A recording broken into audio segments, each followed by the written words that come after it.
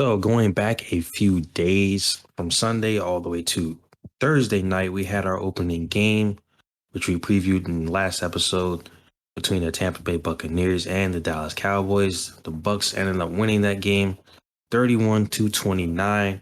But I think I speak for both of us when we say that the Cowboys proved us wrong. We did pick the Bucks to win, but we definitely did not think it would be this close of a game. Yeah, so I actually mentioned in last week's episode that there's a very, very small possibility that somehow, and I remember saying somehow, which is disrespectful, sure, but somehow the Cowboys go into a shootout with the Buccaneers, and in that situation, I think the Buccaneers would outlast the Cowboys. And that's exactly what happened. Dak Prescott came out on a mission, 42 for 58, 403 yards, 3 touchdowns, 1 interception, had a few rushing yards. Amari Cooper gets 2 touchdowns with 139 yards. CeeDee Lamb grabs a touchdown. It was an insane offensive performance from them. And same from the Buccaneers, as Tom Brady, 379 yards, 32 for 50, 4 touchdowns, 2 interceptions. He had a pretty well distributed touchdown array. Antonio Brown gets one, Chris Godwin gets one, Grant gets two, and Chris Godwin also ended up getting the catch that sets up a game-winning field goal. And that's what I mean by outlasted. The Cowboys did great. They stayed in the game the whole time, but they went up on the Buccaneers with 1 minute and 14 left and gave Tom Brady 1 minute and 14 to simply get into field goal range. And that's all they needed to do was sink that field goal. And he gets it to Chris Godwin on a controversial play, and they call it. It's a pass stands, field goal, team comes out, boom, it's in. Buccaneers take a thriller of a game, 31-29. And yeah, that's just what I said it would be. It would be, if it came down to a shootout, one team is going to outlast the other one. And the one that's going to outlast them is going to be the one that has Tom Brady, who's been outlasting people for 20 years. So it is what it is. Yeah, so I'll talk about the pass interference first. Well, lack of pass interference call. I personally would have called it. He did push off, Chris Godwin did. Now, the defensive back, he probably did slip a little bit more because when he was turning around on that back shoulder throw, he did kind of get turned around and slip, and it did look like he got pushed off. But it was probably a combination of a push off and a slip. But if I saw that, I would feel like I would have to call that, But they didn't. It's kind of a 50-50 thing. 50 they do, 50 they don't. They didn't call it, and it did set them up for that game-winning field goal. But the Cowboys probably should have won this game. I said it with Cleveland. I'm saying it with the Cowboys. They could have easily won this game had a few things just gone their way. They probably gave Tom Brady too much time. We've seen this time and time again. The opposing team scores. Tom Brady gets the ball back with like a minute and a half, and he goes down and scores. And he did the same thing again. They couldn't cover Gronk on that last drive at all. I mean, he was just going crazy. Then to get that ball to Chris Godwin, and there was a few incompletions purposefully. So that takes away from his total there, I would say. And then they set up that field goal, and then boom, they win. Tom Brady did pretty well. I wouldn't say he was like God tier or anything, but he was pretty good. Like I said, taking away those few incompletions and then 2 interceptions really weren't his fault. There was one at the end of the half. That was just a Hail Mary, and the Cowboys darn near took that back, which that would have been insane had they done it. And then another went off of Leonard Fournette's hands straight to the Cowboys. I don't really count that as being his fault either. So let's say he's 32 of, 45 passing, 400 yards, 4 touchdowns, 2 picks that weren't his fault. Pretty good game for Tom Brady, but Dak played exceptionally well. Now, he threw the ball almost 60 times. They didn't really run with Zeke a whole lot. I said before that Zeke would need to have a good game for them to do well, but I didn't really take into account the fact that the Bucs front seven is as good against the run as they are in pass rush, right? I did mention the pass rush, but I didn't mention the fact that they probably wouldn't be able to run against that front either.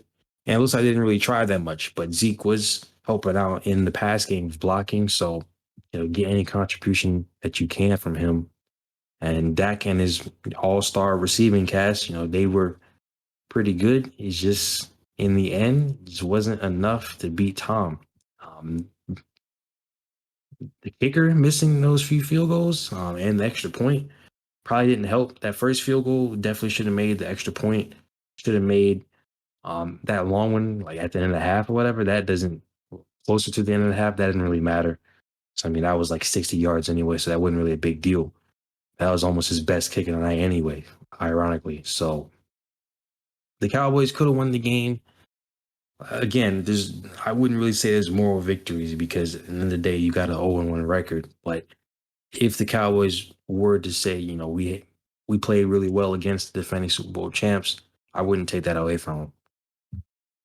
Yeah, I mean they definitely have something to be proud of here. And then once again, it's the same thing with the Browns. They got a few things they need to look at this film and say, okay, we got to do a few things better, and we can really be a good team this year. And I think one of those things is definitely Zeke has got to do better. 11 carries, 33 yards. That is not a stat line you would expect to have with Ezekiel Elliott. No touchdowns for him either. Super quiet night for him.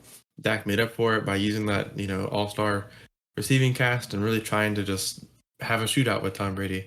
And then yeah, that extra point and that the field goal that actually did matter and was like not just essentially a Hail Mary for a field goal.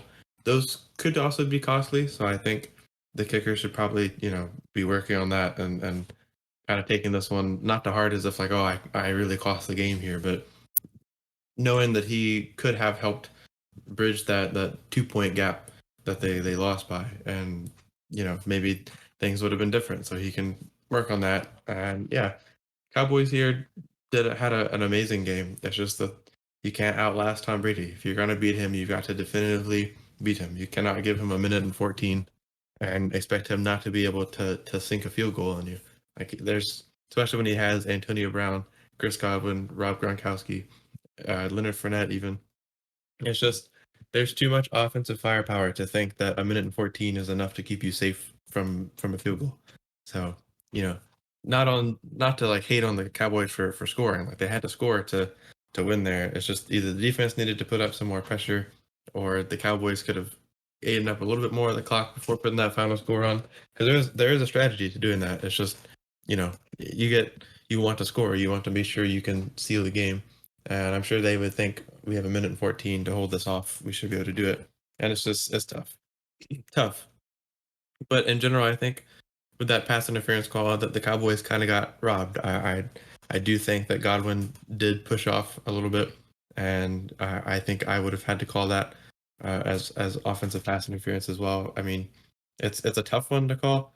I've watched that play a few times, and it's hard to really like say that there is a lot of interference there, but I think there's enough there for it to be called on Godwin, and then maybe the game goes a different way, or maybe they just adjust and they still get it. Who knows exactly what would happen there? Yeah, I mean, considering the weapons that Tom Brady has, still feel like they would have found a way to get down there and make that field goal anyway. Just would have been a little bit harder. Maybe the Cowboys would have had momentum on defense, being able to say, okay, he caught that, but he pushed off anyway. We get the penalty, so we move him back. But I think Tampa Bay probably still would have gone down and scored regardless. Um, the big thing going into the game was the Cowboys' defense. It looked better. It didn't look great, of course. Obviously, there were definitely defensive lapses. Like I said, Rob Gronkowski at the end went crazy. And then Antonio Brown's touchdown, I feel bad for Anthony Brown, man, because he probably had a tough ride on the way home because they're just abusing him. Um, and that play with Antonio Brown, like he just did one simple move and he was gone. And it's not like Antonio Brown is, 40, but he's not, Steeler Antonio Brown anymore. But he clearly showed he still got it. He's perfectly fine. Chris Godwin, he's still good. Mike Evans didn't have like a great game at all. But going forward, I think they'll be just fine, with Gronk as well. You've got an array of running backs. Tampa, like you say, man, to beat a man, you got to beat the man. And Cowboys couldn't get it done, but they definitely had a good effort.